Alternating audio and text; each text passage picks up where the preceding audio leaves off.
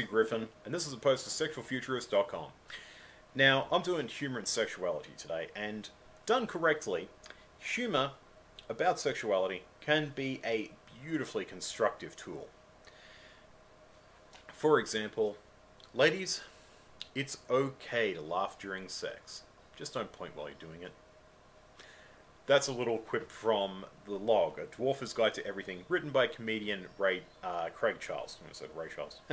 No, Craig Charles. You know him better as listed from Red Dwarf. Now, it's very, very good constructive humour and social commentary.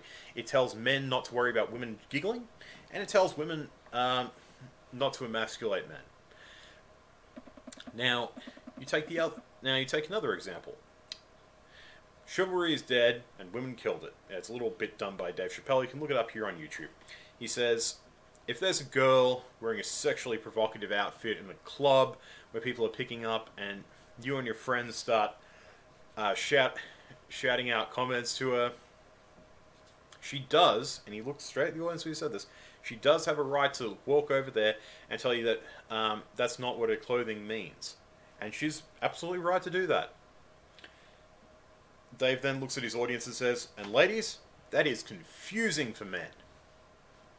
It's social commentary on men, it's social commentary on women, it's social commentary on the society and its expectations, and more importantly, it says it's very constructive. It challenges you to think about how you thought about that situation. Now, the only people that I've really only seen not authorize? No, not really endorse having a good sense of humour about your sexuality. The people in what some people call the victim industry. Now, whether that exists or not, that is your own opinion. It's my opinion that there is a victim industry, and I do not endorse that in the slightest. I believe in personal empowerment, and you don't get personal empowerment by attacking other people. Dave Chappelle didn't attack women. He held up a mirror. Craig Charles didn't attack men or women. He held up a mirror and maybe put a coat of polish on it. It wasn't until I watched an episode of Q&A, that's an Australian program where they have a group of panelists and have questions coming in via text or comments coming in via text, and the audience asks questions.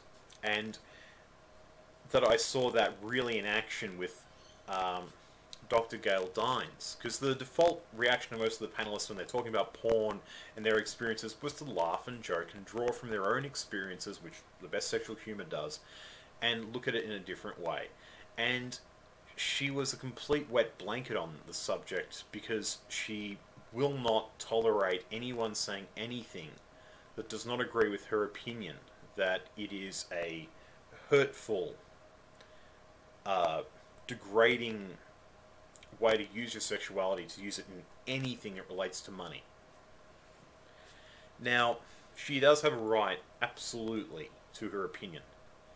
However, the fact that she was so blatantly offended by the idea that people can be relaxed and happy and satisfied with their sexuality, that,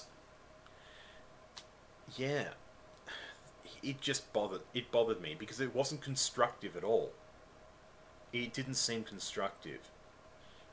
I mean, and this reinforces my belief that there is a victim industry. People who tell you have to be victimized. And I can only cite, in contrast, Mel Brooks, the writer, comedian, an actor, who said that he never... I'm not sure if he actually said this, however, Dunn will put it clearly. He never wanted people to see fascism and the Nazis as anything to take seriously. And he thought the way to kill their aura of power and mystique was to mock them piteously. And he does, and does a great job of it. And I think that if in the future we're going to do anything good with sexuality, we've got to take a look at ourselves, find something we didn't see before, and laugh. I'm Aussie Griffin, and I hope you've had a good laugh. about your sexuality, because it's certainly better than feeling like a victim.